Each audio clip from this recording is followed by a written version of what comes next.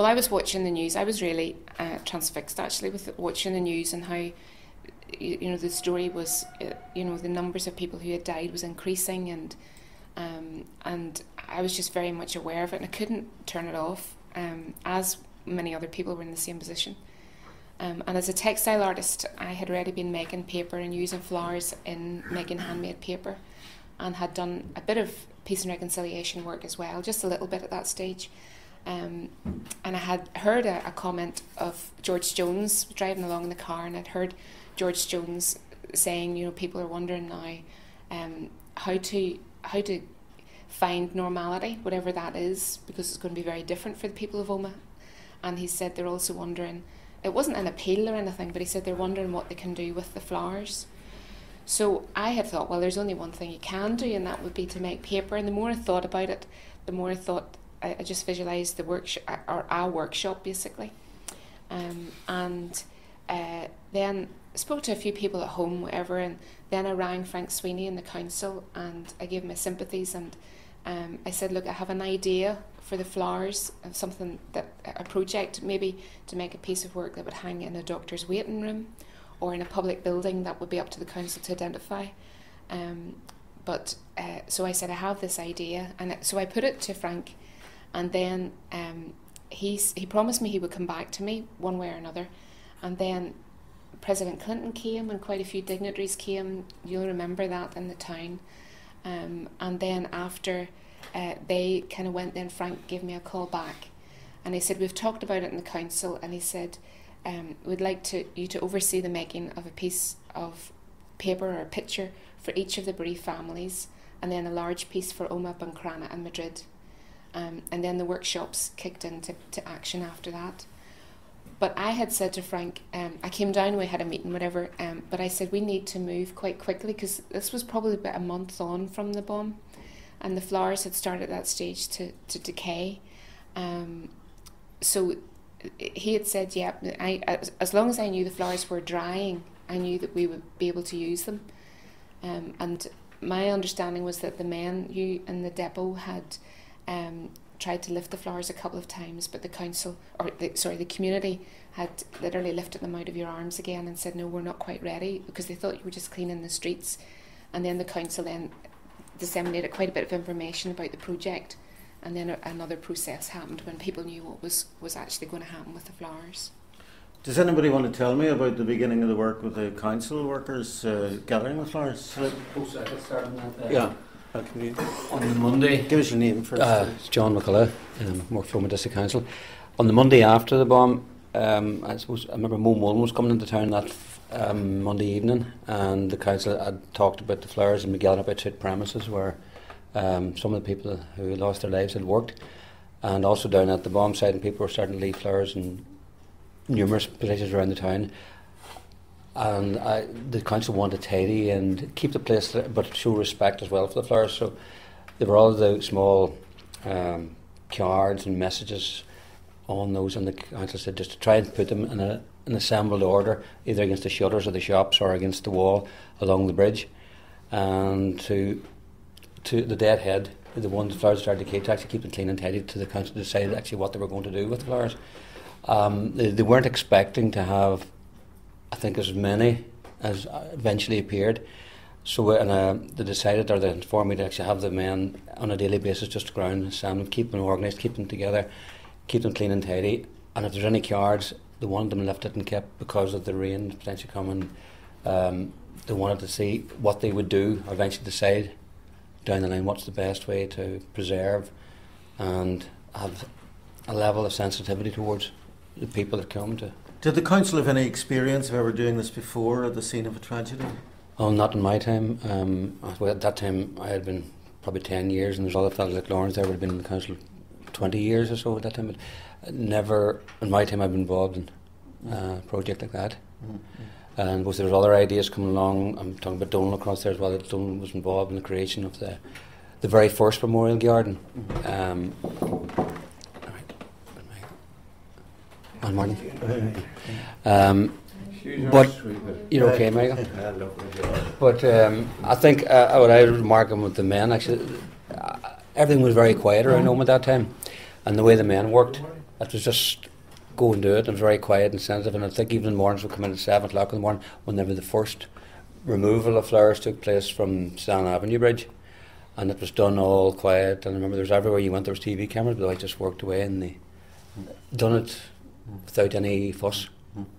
And the flowers were brought here for to be dried? Yeah, the flowers were brought down to one of the large shades, and they were just stacked in rows and kept together. At that time, again, nobody knew what was going to happen, and Frank Sweeney then eventually made contact with us to say that that the council had an idea of what they were going to do.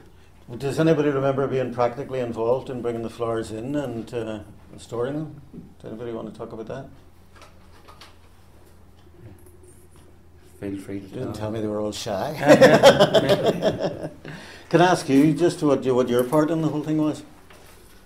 My part was And your name basically for- Philip McCrory. Philip, thanks. Somewhat similar to what John said there, but we were involved in taking the flowers back down till the yard here and hanging them up to dry and moving them about initially, and then we become involved in later on and moving of the flowers again when they were dried and they were dried out and put in the pictures and stuff. Do we know what the weight of the flowers was? Was it tons or was it less than that?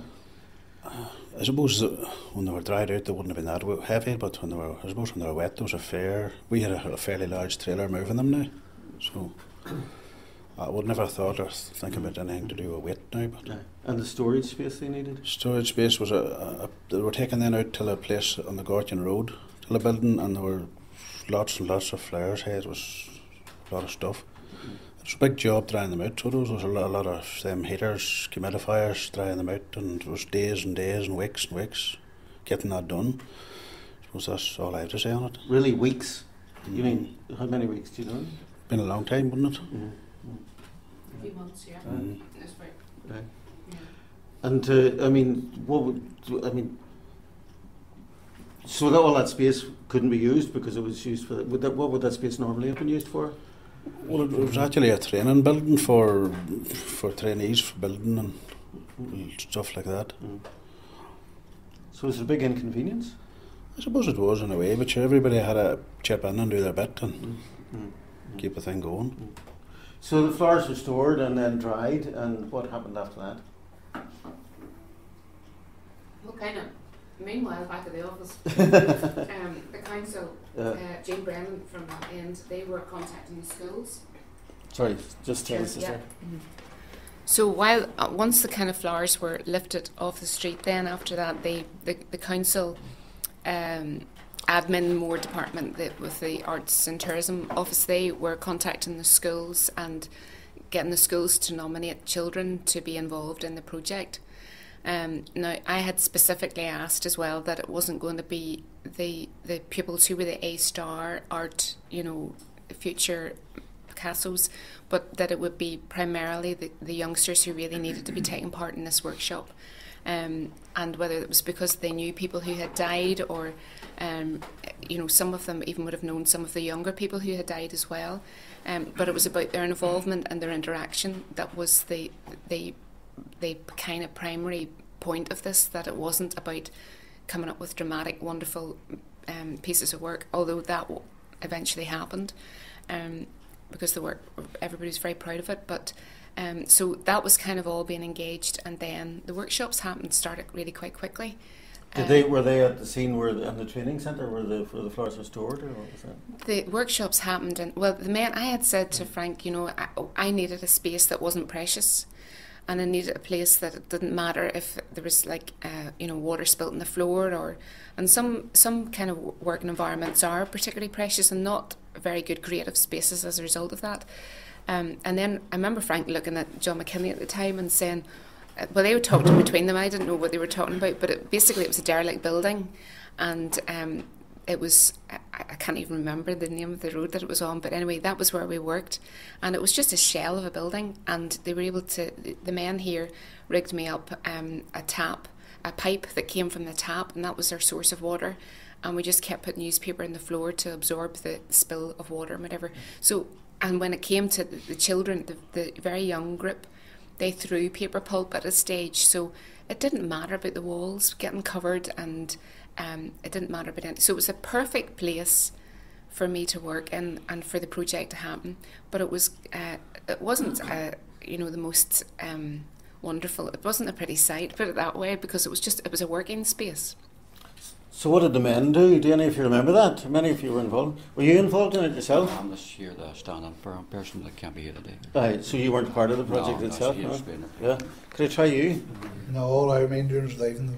You were driving it about? Driving about, yeah. Aye. That's what I mean. Yeah. Were you at Carole's beck and call then? Were you one of the men? That I might have been, but I can't remember much about it. Is that right? I'm no good at that. Do you remember much about it yourself? All I done was tied up wires across for to hang the flares on, and brought the heaters out to the place to keep the place warm. Yeah. Was it unusual kind of work to be doing as a council workman? It was, yeah. Aye. So tell us a wee bit about what you remember of it. That's all I can remember. That's Tying it, the aye. wires. Aye. Did you understand the project? Did you know Oh, what I it did, was? yeah. And did you like the project?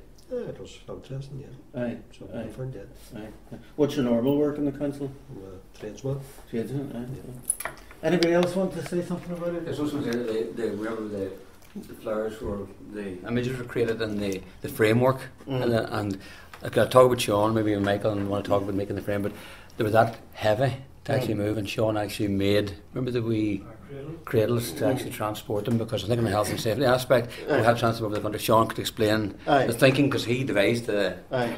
Okay. Sean, tell us about the cradles for moving the...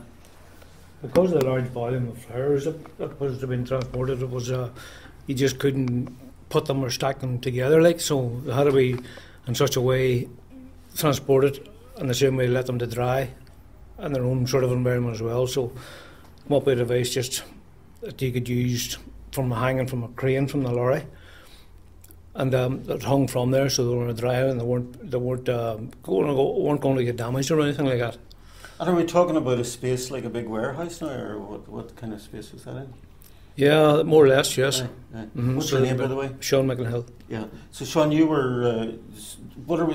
Can you give me some idea? Do you have an idea of the weight or the bulk of all this material? God, I would not. Well, again, the flowers they were in a damp state at that stage, like, and as they dry out, I'm sure I wouldn't have a clue what the weight would be like, but it wasn't. We weren't more than weight wasn't.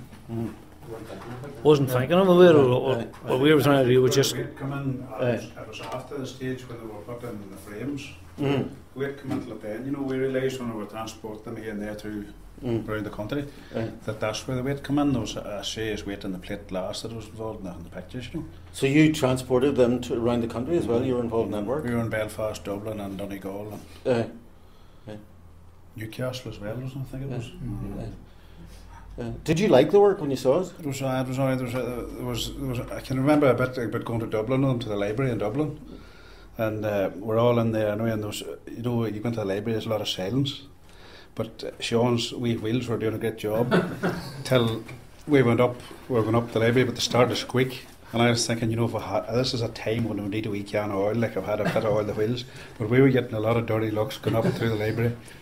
And these wheels squeaking, and it was one after the other, just, and we're slightly embarrassed about it, but I suppose it was just a part of the fun of that in a bit. But you can remember that well, but the weight, there was a fair weight in them pictures now. And but was this a project important to you, or was it just a day's work? I suppose it was all new to us. You see, we didn't really know in the initial stages. We didn't actually know. My team didn't actually know what was actually taking place at all with these flowers. What is this about? Like, and we were interested to see what way it's going to turn out and all. And I suppose it was interesting, to see how it was going to turn out. Do you remember Carole from that time? I do. I remember her. But the fella that had been mostly involved with her isn't actually here today. He's actually retired out of here now, and he would have done a lot of the work out there with Carole, wouldn't he? He would have been out checking the dryers and the humidifiers every day, and he'd have been there a lot of the time now, so he would. Did anybody do a costing of this? Do we know what it cost? At that time, no. I think because of the circumstances and the unusual aspect for Oma to have the bomb and have this devastation, I think it was just a case at that time of doing what you could do. A lot of other work, their own work still had to be carried on, and eventually I think there was some costing put together by the Chief Executive, John McKinney, but at that time I think the priority was to try to actually deal with it sensitively, because we're aware of people's feelings, and as you say, we weren't going to remove the flowers, but the council still had to ensure that A, they weren't going to be kicked about, but also that the people had freedom to move. So there was an aspect of that. I don't think it was considered the costings at that time. It did come in eventually, but not initially. Were some of you involved in the memorial garden as well, preparation for that? Donald probably would have been. You don't know? Do you mind if I ask you about that? Okay. I don't want to. Do you? You okay? Oh, Aye. Donald what? What's your surname? Donnelly. Donald? Donnelly. Donnelly. Do you like the memorial garden? Like the other boy said, it was a job that had to be done, and I didn't want to be doing it, but it had to be done. Right. The memorial garden was done twice, or actually 3 times. Right. It was done. The first one was done on the bomb site, Right.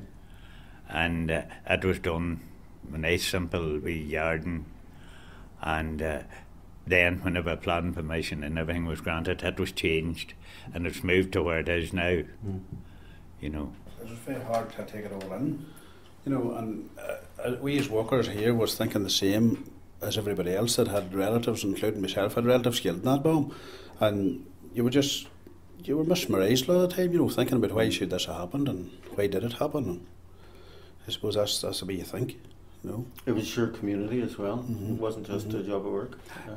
And as well as doing the work, you were constantly thinking about what happened. Why did this happen? You know, this really shouldn't have happened. Like, you know, I suppose that's the way you do think. Like. Some of you are grave diggers as well. Jerry and Harry's too. Jerry? Yeah. Do you want to talk a bit about that? Just tell me about the work that was. Well, there was actually 3 of the. Sorry, Jerry. What? Broderick. Yeah. There was 3 of the bomb victims buried within our cemeteries. 2 young people and a man in his 60s.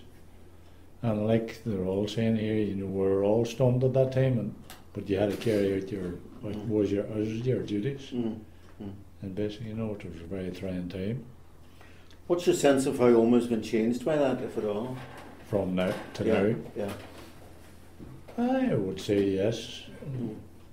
Maybe not within the people themselves, but you know, like we're all sitting here talking about it now, it brings all that back into your thoughts, you know. Would it be better if we weren't talking about it and bringing it back into your thoughts? No, you can't. You know, you just don't forget about things like that.